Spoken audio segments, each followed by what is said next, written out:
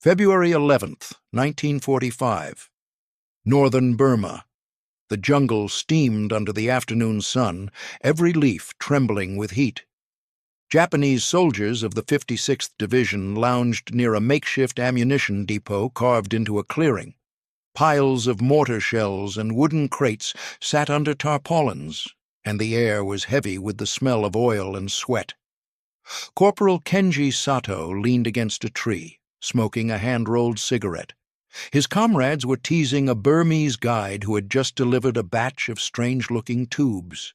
Each was about 2 feet long, wrapped in green bamboo, sealed with wax at both ends. "American toys," someone muttered. "Maybe chopsticks for their big noses." The men laughed.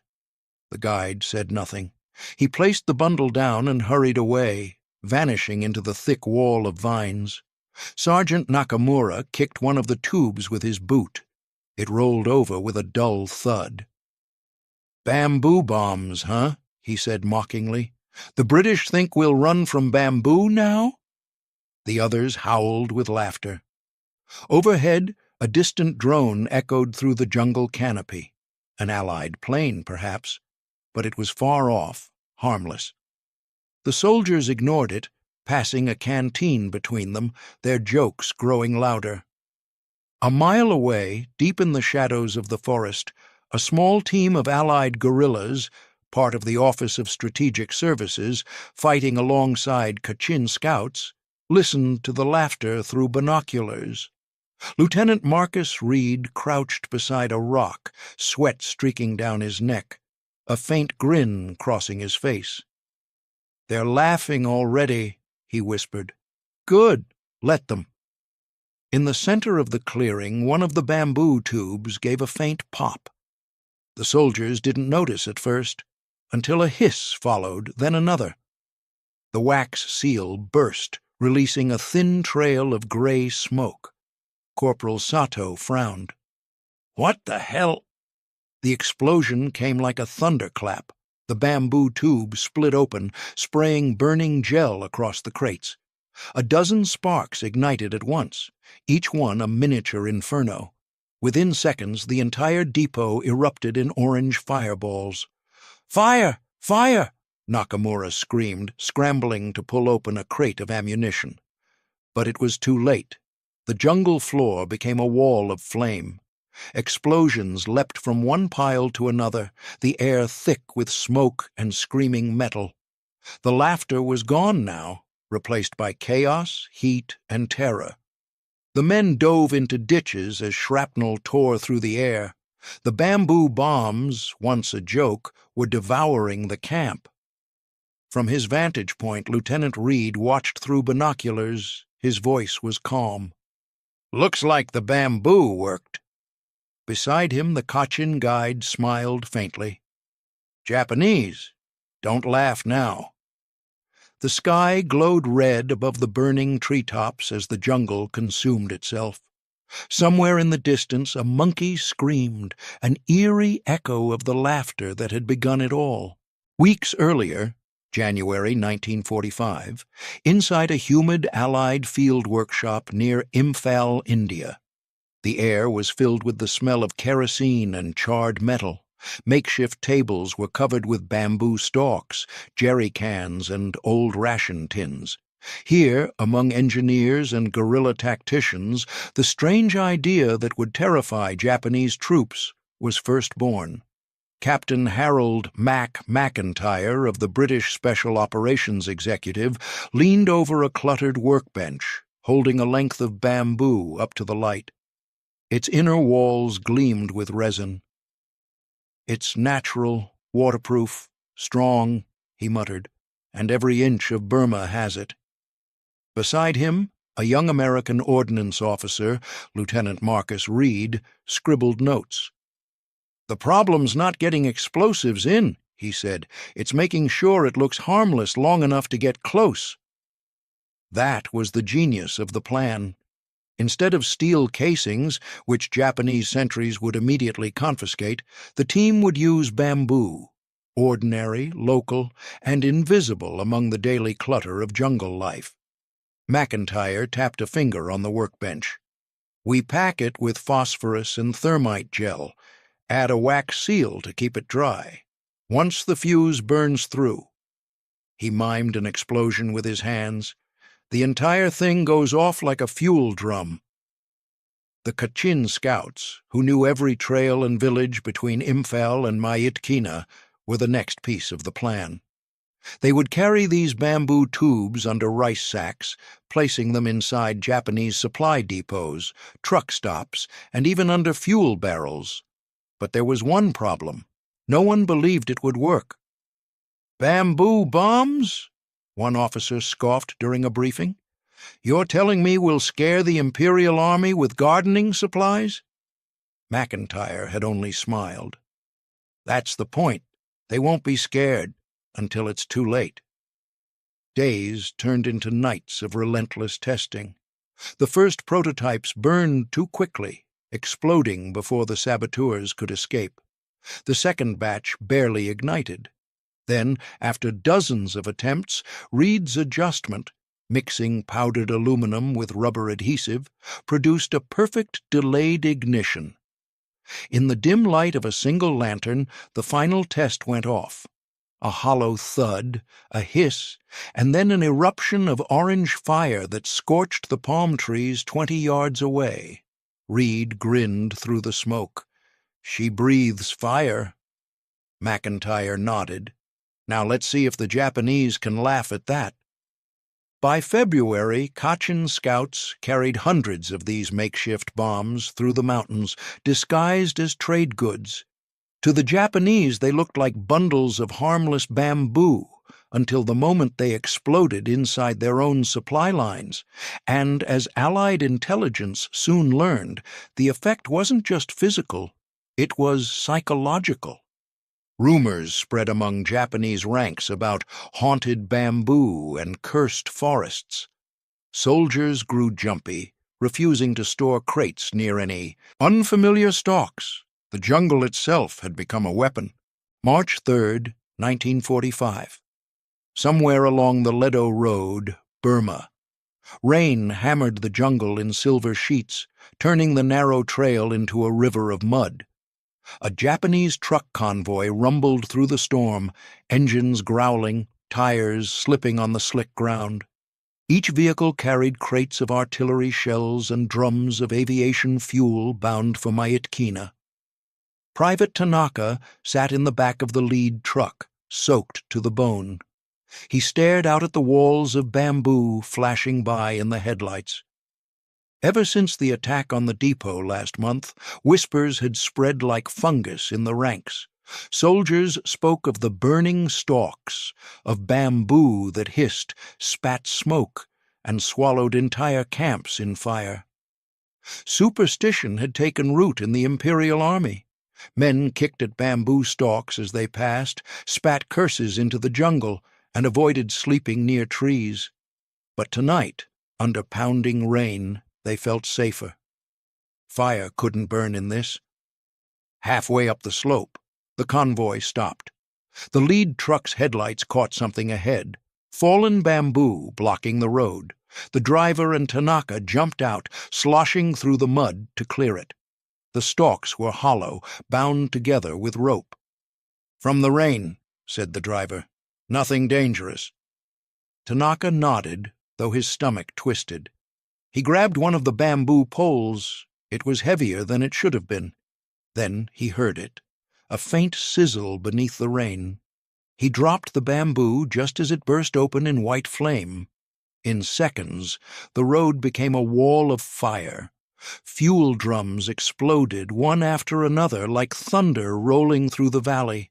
Trucks flipped, men screamed, and the jungle itself seemed to catch fire. From a ridge above, Lieutenant Reed watched through rain-specked binoculars. The OSS team had been waiting for that convoy for 2 days. The moment the first explosion echoed up the valley, the Kachin scouts around him broke into quiet laughter. "They're burning their own road," one whispered. Reed's face was expressionless, but his voice carried a quiet awe. "The bamboo does the talking for us." Below, chaos reigned.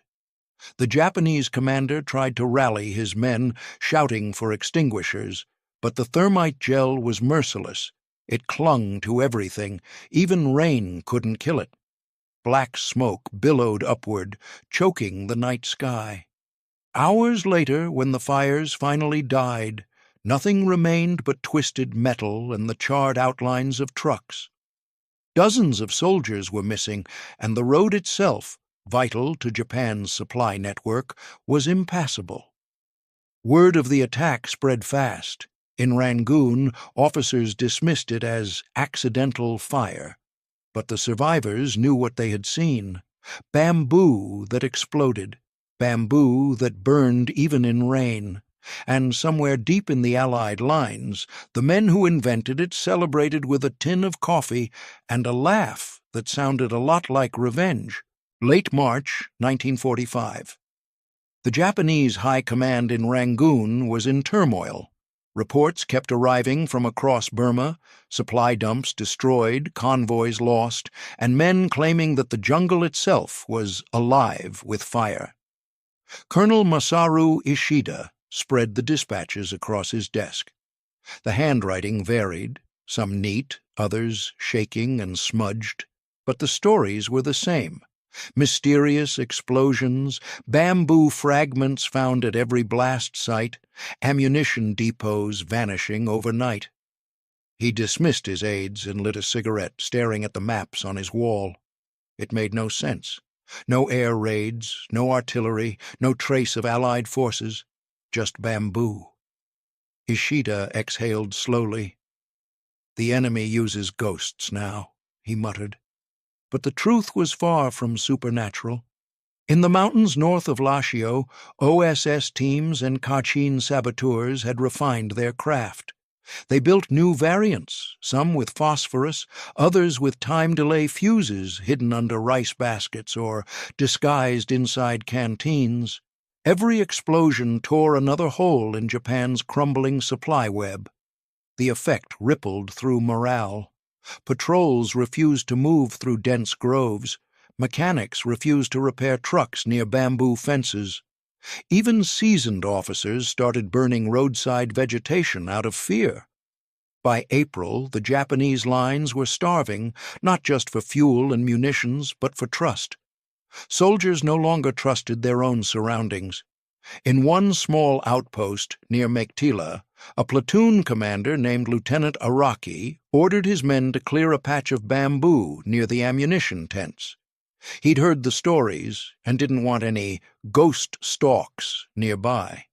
They hacked for hours under the sun, sweat and mud mixing into streaks on their faces. One soldier, exhausted, tossed his machete aside and leaned against a fresh stalk. He heard a faint crack. "Sir, this one's leaking," he said. Araki turned, brow furrowed. The stalk's end was sealed with wax. His mouth went dry. "Run!" he screamed. The explosion was deafening. The fire consumed everything: the tents, the ammo, the men. When the smoke cleared, nothing was left but ash and fragments of bamboo charred black as coal. From a nearby ridge, villagers watched in silence. To them, it looked as if the jungle had struck back after years of occupation. Weeks later, Allied reconnaissance pilots flying over central Burma saw the damage firsthand: long trails of scorched forest and blackened roads winding like scars through the hills. One pilot radioed, "Looks like the Earth's been burning itself." By then, the Japanese retreat had already begun. Every outpost lost to bamboo fire forced another withdrawal, another abandoned depot. The Allies advanced behind a line of invisible saboteurs, and in every destroyed camp they found the same thing: melted metal, scorched ration tins, and fragments of bamboo still smoldering in the dirt. The empire that had once boasted of conquering Asia was now afraid of its own forests. May 1945. The monsoon rains had returned, drowning the Burmese hills in mist. The war in the Pacific was shifting. Japan was losing ground across every front. Yet in the shadowed valleys of northern Burma, the strangest battle of all was still unfolding, between superstition and survival. At dawn, Lieutenant Marcus Reed sat under a torn canvas shelter, his uniform soaked through. Around him, Kachin scouts cleaned their rifles, smoke from a small fire curling into the gray sky. From his satchel, Reed pulled out a letter from headquarters, a commendation for extraordinary field innovation. He smiled faintly. "Captain McIntyre would have liked that," he said quietly. The Kachin leader beside him, an older man named Nao Kum, grinned. "Bamboo wins the war," he said in broken English. Reed nodded. "It scared them more than bullets ever could." Across the ridge, they could see columns of black smoke rising again. Another Japanese fuel dump gone. The explosions had become routine, like punctuation marks in the retreating empire's downfall. But what Reed didn't yet know was how far the legend had spread. In the towns still held by Japanese forces, fear had turned into ritual. Soldiers refused to walk near stacked bamboo. They broke stalks with bayonets before carrying them into camp. Some units even held nightly prayers to ward off forest demons.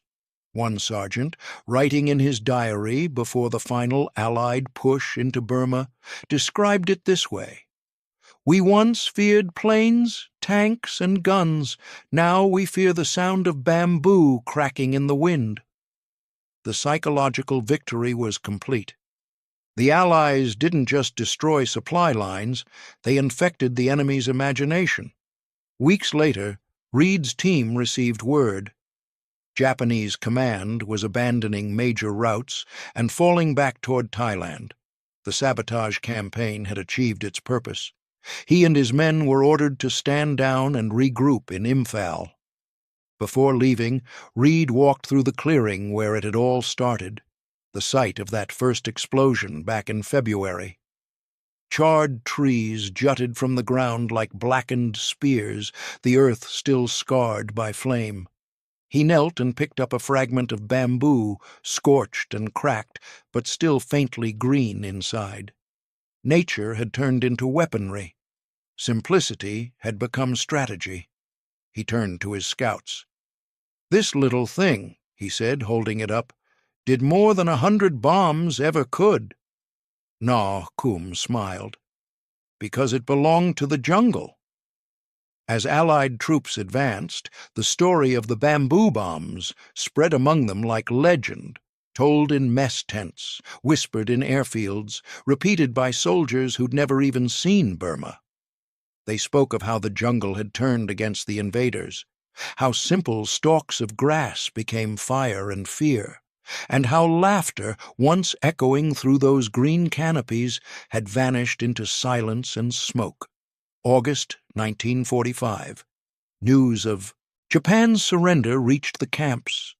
Reed was sitting alone, sharpening his knife, when the message came through the radio. He didn't cheer. He simply looked toward the forest. The rain was falling again, soft, steady, and endless. The war was over. But in Burma it hadn't ended with tanks or bombers. It had ended with bamboo and the fear it left behind. The bamboo bombs of Burma were never mass-produced, never written into grand military histories, yet they embodied the very essence of World War II ingenuity, turning nature itself into a silent ally. What began as laughter among Japanese soldiers became terror in their ranks, proving that in war it's not always size or strength that wins, but creativity, courage, and the will to adapt. If you enjoy uncovering the forgotten innovations and untold tactics that shaped World War II, make sure to subscribe and turn on notifications, because the next story might just reveal how a single wild idea changed the entire course of the war.